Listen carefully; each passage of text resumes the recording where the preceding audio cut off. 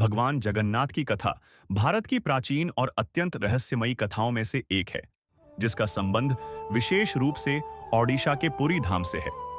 यह कथा भक्ति, श्रद्धा और ईश्वर की अद्भुत लीला को दर्शाती है। बहुत समय पहले भगवान जगन्नाथ की कथा यहीं समाप्त नहीं होती, बल्कि इसके आगे भी कई अद्भुत प्रसंग हैं, जो उनकी लीला और महिमा को और गहराई से दर्शाते हैं। मूर्ति स्थापना के बाद राजा इंद्रद्युम्न ने भव्य मंदिर का निर्माण करवाया और विधिपूर्वक भगवान जगन्नाथ, बलभद्र और सुभद्रा की पूजा प्रारंभ कराई। लेकिन राजा के मन में एक शंका थी, क्या वे वास्तव में इस दिव्य कार्य के योग्य थे? इस संशय को दूर करने के लिए उन्होंने एक भव्य यज्ञ का आयोजन किया। कथा के अनुसार यज्ञ के दौरान स्वयं ब्रह्मा जी प्रकट हुए और उन्होंने भगवान जगन्नाथ की मूर्तियों में प्राण प्रतिष्ठा की। इस घटना ने मंदिर को और भी पवित्र बना दिया। कहा जाता है कि यह वही क्षण था जब भगवान ने अपने भक्तों के बीच साकार रूप में निवास करना स्वीकार किया। समय के साथ पुरी का यह मंदिर एक महान तीर्थ बन गया। दूर दूर से भक्त यहां आने लगे। लेकिन भगवान की लीला यहीं तक सीमित नहीं रही। एक प्रसिद्ध कथा भक्त सालबेग की है। सालभगा एक मुस्लिम माता और हिंदू पिता के पुत्र थे, लेकिन वे भगवान जगन्नाथ के अनन्य भक्त बन गए। एक बार वे रथ यात्रा में शामिल होने पुरी जा रहे थे, लेकिन रास्ते में ही रथ यात्रा शुरू हो गई। वे बहुत दुखी हुए कि वे भगवान के दर्शन नहीं कर पाएंगे। तभी एक चमत्कार हुआ। भगवान जगन्नाथ का रथ अचानक रुक गया और आगे नहीं बढ़ा। लाख प्रयासों के बावजूद रथ नहीं चला। बाद में जब सालबगा वहां पहुंचे और भगवान के दर्शन किए, तब रथ अपने आप चल पड़ा। यह घटना दर्शाती है कि भगवान के लिए भक्त का प्रेम और भक्ति ही सबसे महत्वपूर्ण है, न कि उसका जन्म या सामाजिक स्थिति। एक और महत्वपूर्ण परंपरा नवकलेवर की है। इसमें कुछ वर्षों के अंतराल पर भगवान की लकड़ी की मूर्तियों को बदला जाता है। यह प्रक्रिया अत्यंत गुप्त और पवित्र होती है। पुराने विग्रहों से ब्रह्म तत्व निकालकर नए विग्रहों में स्थापित किया जाता है। इस दौरान पूरे पुरी शहर में एक विशेष आध्यात्मिक वातावरण बन जाता है। भगवान जगन्नाथ की रसोई भी विश्व प्रसिद्ध है। इसे दुनिया की सबसे बड़ी रसोई माना जाता है। यहाँ मिट्टी के बर्तनों में प्रसाद पकाया जाता है और कहा जाता है कि भगवान की कृपा से प्रसाद कभी कम नहीं पड़ता, चाहे भक्तों की संख्या कितनी भी हो। एक और रोचक बात यह है कि मंदिर के शिखर पर लगा ध्वज हमेशा हवा के विपरीत दिशा में लहराता है और मंदिर के ऊपर से कोई पक्षी नहीं उड़ता। ये बातें आज भी लोगों के लिए आश्चर्य का विषय हैं। इस पूरी कथा का सार यह है कि भगवान जगन्नाथ केवल एक मंदिर या मूर्ति तक सीमित नहीं है, बल्कि वे अपने भक्तों के साथ जीवंत संबंध रखते हैं। वे समय समय पर अपनी लीलाओं के माध्यम से यह सिद्ध करते हैं कि सच्ची भक्ति में कोई भेदभाव नहीं होता। इस प्रकार भगवान जगन्नाथ की कथा हमें प्रेम, समर्पण, समानता और विश्वास का गहरा संदेश देती है कि ईश्वर हर उस हृदय में निवास करते हैं जो सच्चे मन से उन्हें पुकारता है। मालवा के राजा इंद्रद्युम्न एक महान भक्त थे। वे भगवान विष्णु के परम उपासक थे और चाहते थे कि वे स्वयं भगवान के दिव्य रूप के दर्शन करें। एक दिन उन्हें पता चला कि नीलांचल पर्वत पर नील माधव नाम से भगवान विष्णु की पूजा की जाती है। यह सुनकर राजा ने अपने पुरोहित विद्यापति को उस दिव्य विग्रह की खोज में भेजा। विद्यापति ने लंबी यात्रा के बाद उस स्थान का पता लगाया। वहां एक जनजाति के प्रमुख विश्ववसु नील माधव की गुप्त रूप से पूजा करते थे। बहुत प्रयास के बाद विद्यापति को भगवान के दर्शन हुए। उन्होंने लौटकर राजा इंद्रद्युम्न को सारी बात बताई। राजा अत्यंत प्रसन्न हुए और तुरंत उस स्थान पर जाने का निर्णय लिया। लेकिन जब राजा वहां पहुंचे तो नील माधव का विग्रह अदृश्य हो चुका था। राजा बहुत दुखी हुए और उन्होंने कठोर तपस्या शुरू कर दी। उनकी भक्ति से प्रसन्न होकर भगवान विष्णु ने स्वप्न में दर्शन दिए और कहा कि वे समुद्र तट पर बहकर आने वाली एक दिव्य लकड़ी दारू ब्रह्म से उनके नए रूप की स्थापना करें। कुछ समय बाद समुद्र किनारे एक विशाल लकड़ी का लट्ठा मिला। राजा ने इसे भगवान का संकेत समझा और मंदिर निर्माण का आदेश दिया। अब समस्या थी कि भगवान की मूर्ति कौन बनाएगा। तभी एक वृद्ध बढ़ई के रूप में स्वयं विश्वकर्मा देव प्रकट हुए और उन्होंने कहा कि वे मूर्ति बनाएंगे, लेकिन एक शर्त पर। वे बंद कमरे में काम करेंगे और जब तक काम पूरा न हो, कोई दरवाजा नहीं खोलेगा। राजा ने शर्त मान ली।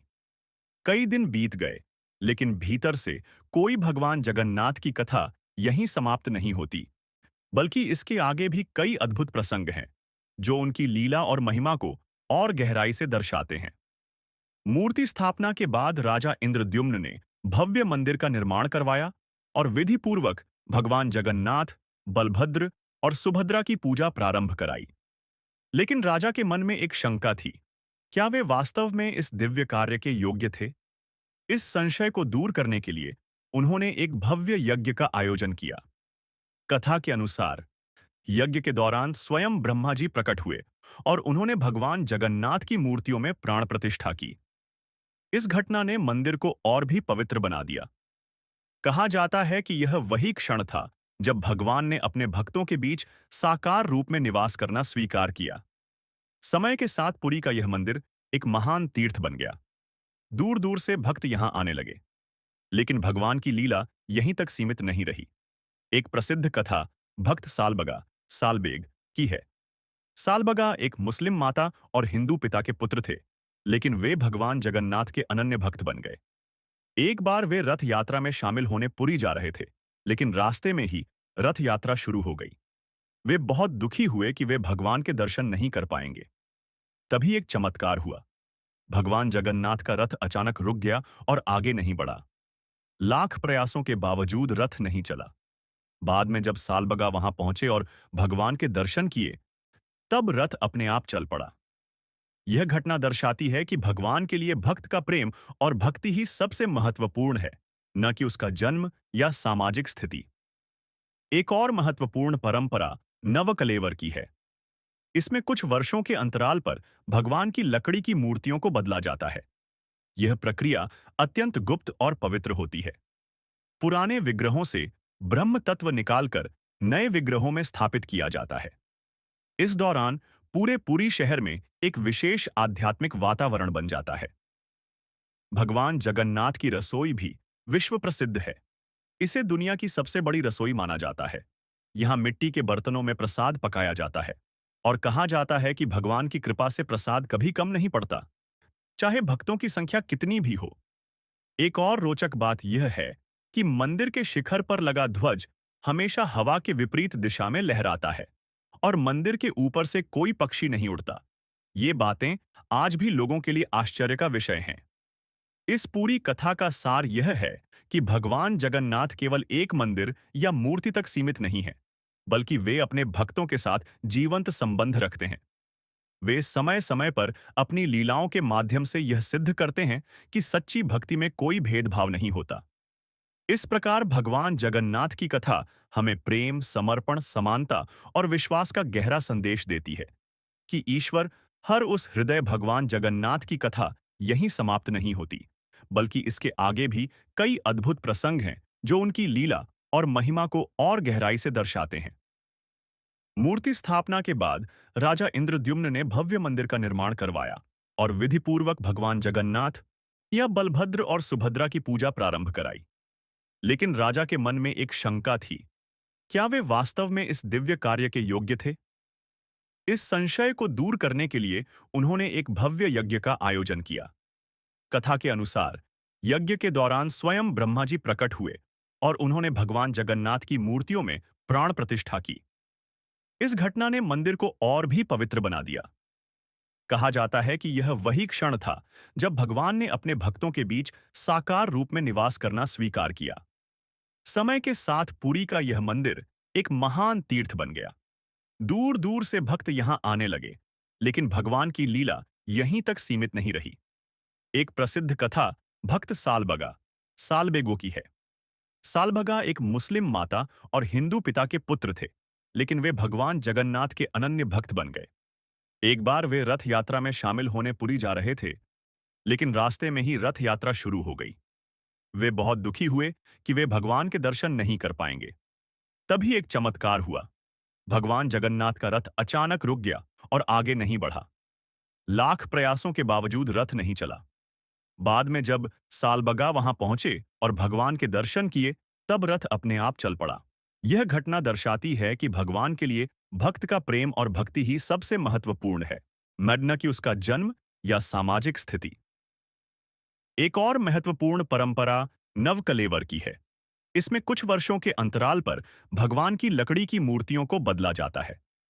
यह प्रक्रिया अत्यंत गुप्त और पवित्र होती है। पुराने विग्रहों से ब्रह्म तत्व निकालकर नए विग्रहों में स्थापित किया जाता है।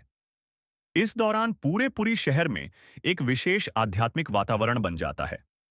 भगवान जगन्नाथ की रसोई भी विश्व प्रसिद्ध है। इसे दुनिया की सबसे बड़ी रसोई माना जाता है।